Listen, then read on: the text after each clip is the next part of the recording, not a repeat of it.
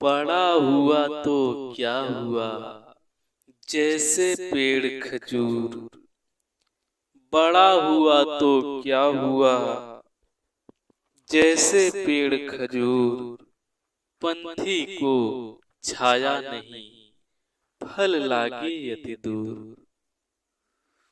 कबीर दास जी इस दोहे के माध्यम से बताना चाहते हैं। कबीर दास जी इस दोहे के माध्यम से इस दुनिया के लोगों को बताना चाहते हैं कि अगर बड़े हो गए आप, आपके पास धन है, आपके पास दौलत है, पैसा है, तो ऐसे बड़े मत हो जाइए कि किसी का सहारा ही न करे। ऐसे बड़े होने का कोई मतलब है नहीं है। ऐसे बड़े होने का कोई मतलब नहीं है जो किसी गरीब का सहारा न करता हो। जिस प्रकार से खजूर का पेड़ होता है, वो भी देखने के लिए तो बहुत बड़ा हो जाता है, लेकिन ऐसे बड़े होने का क्या लाभ है। न तो एक खजूर का पेड़ किसी राही को छाया दे पाता है। अगर कोई राही जा रहा है धूप में, धूप बहुत ज्यादा है, तो अगर वो राही सोचे कि इसकी छांव में हम जाकर के छाया में बैठ जाएं इसके, तो वो नहीं बैठ सकता है, क्योंकि इसकी कोई छाया नहीं होती है। देखने के लिए तो बहुत बड़ा होता है खजूर का पेड़, लेकिन छाया नहीं दे पाता है, सिर्फ देखने के लिए होता है इतना बड़ा।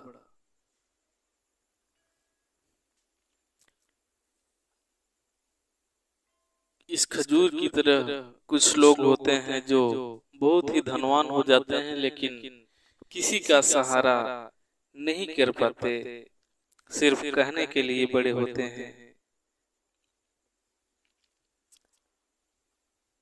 ऐसी बानी बोली मन का आपा खोए, ऐसी बानी बोलिए मन का आपा खोए। औरन को शीतल करे, आपो शीतल होए। कबीर दास जी इस दोहे के माध्यम से बताना चाहते हैं।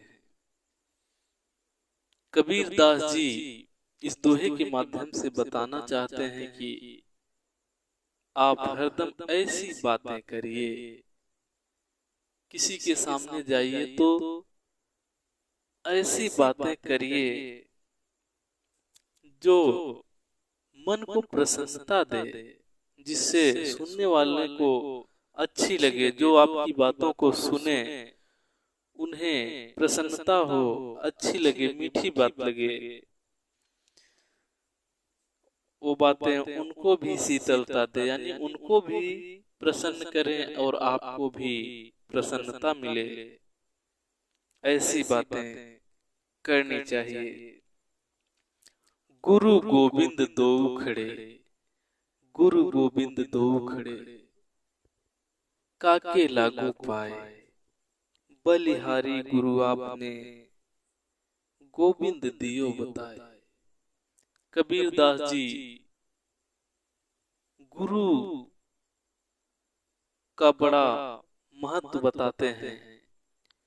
गुरु के महत्व को बताते हुए कबीर दास जी कहते हैं कि हमारे सामने गुरु भी हैं, यानी हमारे सामने हमारे गुरु हैं और ईश्वर, दोनों एक साथ खड़े हुए हैं। तो किसके चरण छूना चाहिए? तो कबीर दास जी बता रहे हैं कि सबसे पहले हमें किसके चरण छूने चाहिए। कबीर दास का क्या मत है यहाँ पर देखिए। तो कबीर दास जी कहते हैं कि सबसे पहले हमें गुरु के चरण को स्पर्श करना चाहिए। सबसे पहले हमें गुरु के चरण को स्पर्श करना चाहिए, क्योंकि अगर गुरु न होते तो हमें ये भी न पता चल पाता कि भगवान होते हैं कि नहीं होते हैं। यानी हमें भगवान तक पहुंचाने वाले, भगवान को बताने वाले हमारे गुरु ही तो हैं, जिन्होंने बताया कि भगवान भी होते हैं। तो भगवान तक ले जाने वाले हमारे गुरु हैं, इसलिए सबसे पहले हमें गुरु के चरण स्पर्श करने चाहिए, इसके बाद भगवान के चरण स्पर्श करने चाहिए।